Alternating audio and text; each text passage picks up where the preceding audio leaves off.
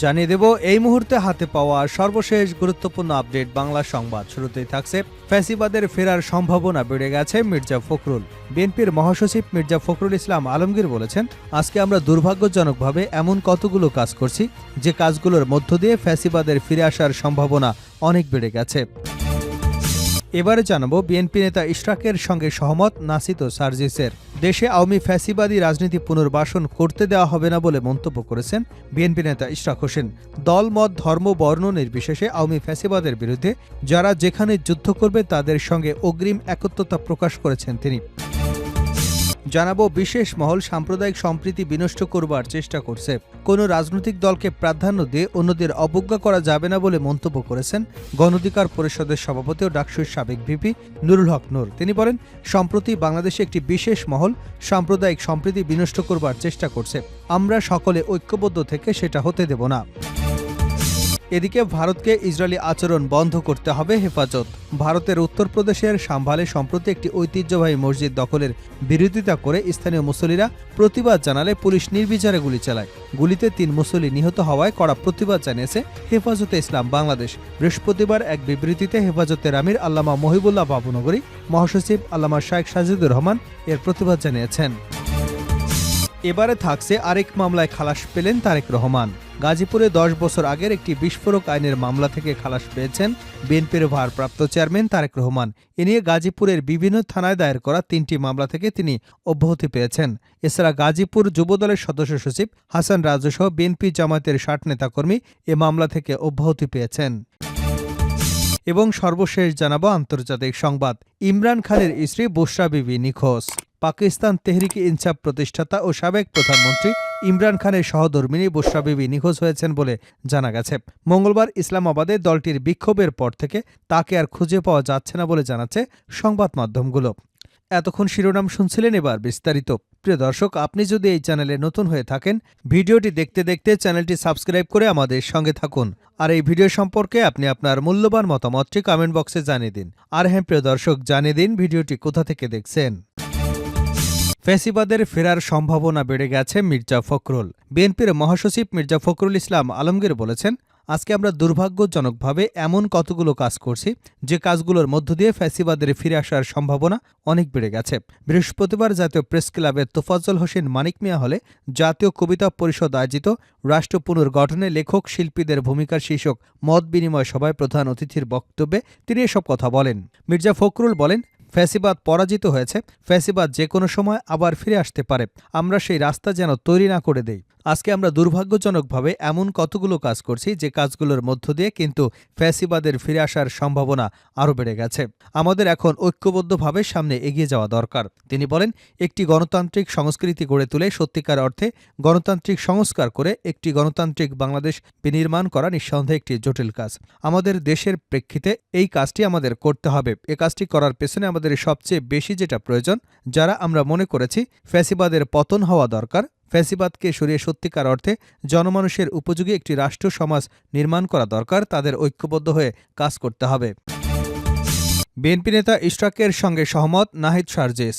দেশে আওয়ামী ফ্যাসিবাদের রাজনীতির পুনর্বাসন করতে দেওয়া হবে না বলে মন্তব্য করেছেন বিএনপি নেতা ইশরাক হোসেন। দলমত ধর্ম বর্ণ নির্বিশেষে আওয়ামী ফ্যাসিবাদের বিরুদ্ধে যারা যেখানে যুদ্ধ করবে তাদের সঙ্গে অগ্রিম একত্রতা প্রকাশ করেছেন তিনি। নিজের ভেরিফাইড ফেসবুক পেজে বুধবার এক স্ট্যাটাসে এসব কথা বলেন ইশরাক। তার এই বক্তব্যের সঙ্গে সহমত পোষণ করেছেন অন্তর্বর্তী সরকারের তথ্য ও সম্প্রচার উপদেষ্টা নাহিদ ইসলাম এবং জুলাই স্মৃতি ফাউন্ডেশনের সাধারণ সম্পাদক সার্জিস আলম। নিজেদের ফেসবুকে ইশরাক হোসেন স্ট্যাটাসটি শেয়ার করেছেন তারা। স্ট্যাটাসে ইশরাক লিখেছেন, ফ্যাসিবাদের বিরুদ্ধে জাতীয় ঐক্যমত সুস্পষ্ট হওয়া উচিত। গণতান্ত্রিক দেশে ফ্যাসিবাদের রাজনীতি করবার অধিকার রাখে না। যেই মতাদর্শ অন্যের অধিকারে বিশ্বাস করে না তাদের আবার কিসের অধিকার? আমরা আওয়ামী লীগকে ফ্যাসিবাদ বলবো, আবার তাদের প্রতি নমনীয় হব বা রাজনীতিতে পুনর্বাসন করতে চাব, তা চলবে না। কিঞ্চিত সুযোগ পেলে ফ্যাসিবাদ কি করতে পারে তা গত কয়েকদিনে স্পষ্ট হয়ে গেছে। এরা স্বাধীন বাংলাদেশের অস্তিত্ব হুমকির মুখে ফেলতে বিন্দুমাত্র কার্পণ্য করবে না। তাই দলমত ধর্ম বর্ণ নির্বিশেষে আওয়ামী ফ্যাসিবাদের বিরুদ্ধে যারা যেখানে যুদ্ধ করবে তাদের সাথে অগ্রিম একত্রতা প্রকাশ করছে। তার এই স্ট্যাটাসটি নিজের ওয়ালে শেয়ার করে নাহিদ ইসলাম লিখেছেন, এটাই প্রজন্মের লড়াই। নতুন বাংলাদেশ মানে নতুন রাজনীতি, নতুন বন্দোবস্ত, ঐক্যবদ্ধ প্রতিরোধ এবং পুনর্গঠন। একইভাবে ইশরাকের এই স্ট্যাটাসের সঙ্গে একমত সার্জিস আলমও। তিনিও লেখাটি শেয়ার করে নিজের ফেসবুক ওয়ালে লিখেছেন, ব্যক্তির স্বার্থ, গোষ্ঠীর স্বার্থকে একপাশে রেখে দেশের মানুষের স্বার্থে, দেশের স্বার্থে যারা ঐক্যবদ্ধ থাকবে তাদের সাথে আমরা সবসময় একত্রতা পোষণ করব। আমরা এই অভ্যুত্থানের স্পিরিটের সঙ্গে একটি সূত্রে গাঁথা ভাই, আমরাই আগামী প্রজন্ম। এই মানসিকতা আমাদের সবসময় ছিল, আছে এবং থাকবে। বিশেষ মহল সাম্প্রদায়িক সম্প্রীতি বিনষ্ট করবার চেষ্টা করছে ভিপি নূর। কোনো রাজনৈতিক দলকে প্রাধান্য দিয়ে অন্যদের অবজ্ঞা করা যাবে না বলে মন্তব্য করেছেন গণঅধিকার পরিষদের সভাপতি ডাকসুর সাবেক ভিপি নুরুল হক নূর। তিনি বলেন, সম্প্রতি বাংলাদেশে একটি বিশেষ মহল সাম্প্রদায়িক সম্প্রীতি বিনষ্ট করবার চেষ্টা করছে। আমরা সকলে ঐক্যবদ্ধ থেকে সেটা হতে দেব না। পটুয়াখালীর গলাচিপা পৌর মঞ্চে বৃহস্পতিবার বিকেলে স্মরণসভায় এসব কথা বলেন নুরুল হক নূর। পটুয়াখালী ৩ আসনের সাবেক সংসদ সদস্য ও জেলা বিএনপির সাবেক সাধারণ সম্পাদক শাহজাহান খানের দ্বিতীয় মৃত্যুবার্ষিকী উপলক্ষে স্মরণসভার আয়োজন করা হয়। সভায় নুরুল হক নূর বলেন, স্বৈরাচারী ফ্যাসিবাদী আন্দোলনে শাহজাহান খান লড়াকু সৈনিক ছিলেন। তিনি আরও বলেন, গলাচিপা ১০ মিনার সকল হিন্দু মুসলিমদের মেলবন্ধন করে সম্প্রীতি রাজনীতি করেছেন শাহজাহান খান। আমি অনুরোধ করব তার পরিবারে যারা আছেন, গলাচিপা ১০ মিনার সকল মানুষের সাথে সম্পর্ক রেখে অসাম্প্রদায়িক রাজনীতির ধারা অব্যাহত রাখবেন। ভারতকে ইসরায়েলি আচরণ বন্ধ করতে হবে হেফাজত। ভারতের উত্তরপ্রদেশের শামোভালে সম্প্রতি একটি ঐতিহ্যবাহী মসজিদ দখলের বিরোধিতা করে স্থানীয় মুসল্লিরা প্রতিবাদ জানালে পুলিশ নির্বিচারে গুলি চালায়। গুলিতে ৩ মুসল্লি নিহত হওয়ায় কড়া প্রতিবাদ জানিয়েছে হেফাজতে ইসলাম বাংলাদেশ। বৃহস্পতিবার এক বিবৃতিতে হেফাজতের আমির আল্লামা মহিবুল্লাহ বাবুনগরী এবং মহাসচিব আল্লামা শায়েখ সাজিদুর রহমান এক প্রতিবাদ জানিয়েছেন। বিবৃতিতে তারা বলেন, ভারতের উত্তরপ্রদেশে সাম্ভালে কয়েক শতাব্দীর পুরনো একটি ঐতিহাসিক জামে মসজিদের জমি দখলে নয়া চক্রান্ত শুরু হয়েছে। এতে স্থানীয় মুসল্লিরা বাধা দিতে গেলে তাদের উপর নির্বিচারে গুলিবর্ষণ করে মুসলিম বিদ্বেষী ফ্যাসিস্ট যোগী আদিত্যনাথের পুলিশ বাহিনী। এতে ৩ মুসলিম শহীদ হন। এমন নৃশংস হত্যাকাণ্ডে আমরা কড়া প্রতিবাদ জানাচ্ছি।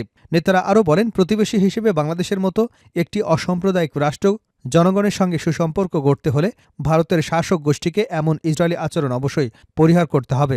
নিজ দেশের নাগরিকদের রক্তে যাদের হাতে লেগে আছে তাদের আমরা প্রতিবেশী হিসেবে ভাবতে লজ্জা পাই। বাংলাদেশের সঙ্গে সুসম্পর্ক গড়তে হলে ভারতকে অবশ্যই তার দেশের সংখ্যালঘু মুসলিমদের উপর দমন পীড়ন এবং খুনযজ্ঞ বন্ধ করতে হবে। তারা বলেন, ভারতের শাসক গোষ্ঠী প্রতিবেশী দেশ থেকে পালিয়ে আসা গণহত্যাকারী ফ্যাসিস্ট হাসিনাকে বন্ধু হিসেবে আশ্রয় দিয়ে বাংলাদেশের জনগণের সঙ্গে আরও শত্রুতার পরিচয় দিয়েছে। ভারতকেও তারা সামগ্রিক ফ্যাসিবাদী এবং আধিপত্যবাদী নীতি বদলাতে হবে। তারা আরও বলেন, ভারতের হরহামেশায় মুসলমানদের মসজিদ বাড়িঘর গুড়িয়ে দেওয়া হচ্ছে, ইসরায়েলি কায়দায় মুসলমানদের জমি দখল করা হচ্ছে। এসব বন্ধে ভারতের শাসক গোষ্ঠীকে উদ্যোগ নিতে হবে। ভারতকে ইসরায়েলি আচরণ বন্ধ করতে হবে, তা না হলে দক্ষিণ এশিয়ার কোনো প্রতিবেশী রাষ্ট্রই ভারতকে বন্ধু হিসেবে গ্রহণ করতে পারবে না। শেষ করছে আন্তর্জাতিক সংবাদ দিয়ে। ইমরান খানের স্ত্রী বুশরা বিবি নিখোঁজ। পাকিস্তান তেহরিক ইনসাফ প্রতিষ্ঠাতা ও সাবেক প্রধানমন্ত্রী ইমরান খানের সহধর্মিণী বুশরা বিবি নিখোঁজ হয়েছেন বলে জানা গেছে। মঙ্গলবার ইসলামাবাদের দলটির বিক্ষোভের পর থেকে তাকে আর খুঁজে পাওয়া যাচ্ছে না বলে জানিয়েছে সংবাদ মাধ্যমগুলো। পাকিস্তানের রাজনীতিতে পিটাই এর এই বিক্ষোভটি ইমরান খানের মুক্তির দাবিতে আয়োজন করা হয়েছিল। দ্য ডেইলি গার্ডিয়ান এবং রিপাবলিক জানিয়েছে, পুলিশের অভিযানে ওই বিক্ষোভ শেষ হয়ে যায়। এরপরই পিটাই একটি প্রেস কনফারেন্সের আয়োজন করে, যাতে দলটির শীর্ষ নেতা এবং খাইবার পাখতানখোয়ার মুখ্যমন্ত্রী আলী আমিন গান্দাপুর উপস্থিত ছিলেন। তবে সেখানে বুশরা বিবির অনুপস্থিতি সন্দেহ সৃষ্টি করে। এ নিয়ে সামাজিক যোগাযোগ মাধ্যমে প্রশ্ন ওঠে। পিটাই নেতা মরিয়ম আয়ত্ত অভিযোগ করে বলেন, বুশরা বিবিকে অপহরণ করা হয়েছে, যদিও দলের অন্য কোনো নেতারা এ দাবি নিশ্চিত করেনি।